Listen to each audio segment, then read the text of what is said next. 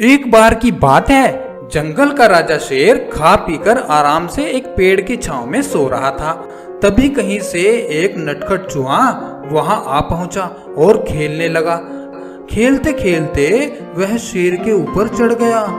कभी वह शेर की पीठ पर दौड़ता तो कभी सिर पर चढ़ जाता, कभी वह उसके कान पर झूलता तो कभी पूंछ से खेलता। उसे बड़ा मजा आ रहा था और उसकी उछल कूद बढ़ती ही जा रही थी। नटखट चूहे की धमा चौकड़ी से शेर की नींद खुल गई।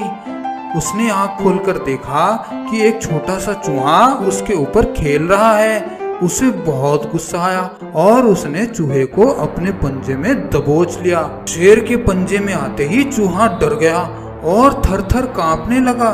शेर बोला, बदमाश चूहे, तेरी इतनी हिम्मत कि तू जंगल के राजा शेर की नींद में खलल डाले। अब तेरी खैर नहीं, मरने के लिए तैयार हो जा। अब मैं तुझे मारकर खा जाऊंगा। मौत को सामने देखकर चूहा गिड़गिड़ाने लगा। वनराज, मुझे क्षमा कर दे, मुझसे बहुत बड़ी भूल हो गई। मुझ जैसे छोटे से प्राणी को खाकर आपको क्या मिलेगा? आपका पेट तो भर भी नहीं पाएगा। कृपया कर मुझे छोड़ दीजिए।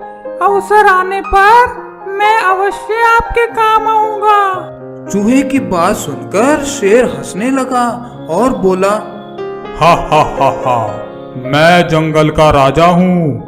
मुझसे बलशाली इस पूरे जंगल में कोई नहीं। तू छोटा सा चूहा मेरे क्या काम आएगा?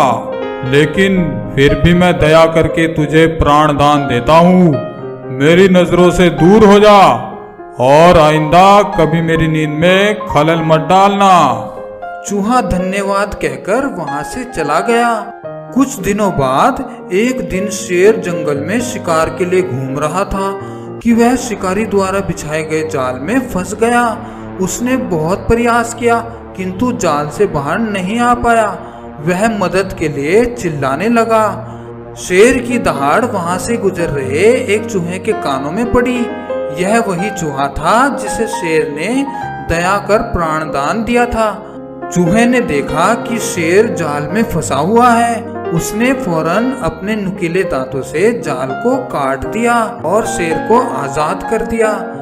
शेर ने चूहे को धन्यवाद दिया तो चूहा बोला, वनराज, आप शायद मुझे भूल गए हैं। मैं वही चूहा हूँ जिसे आपने प्राणदान दिया था।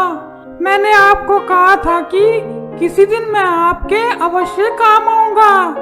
देखिए, आज मैं आपके काम आ ही गया। शेर को वह दिन याद आ गया और उस दिन की अपनी सोच पर उसे बहुत पछतावा हुआ कि जिस चूहे को उसने तुच्छ समझा था, उसी की सहायता से आज वह शिकारी से बच पाया है।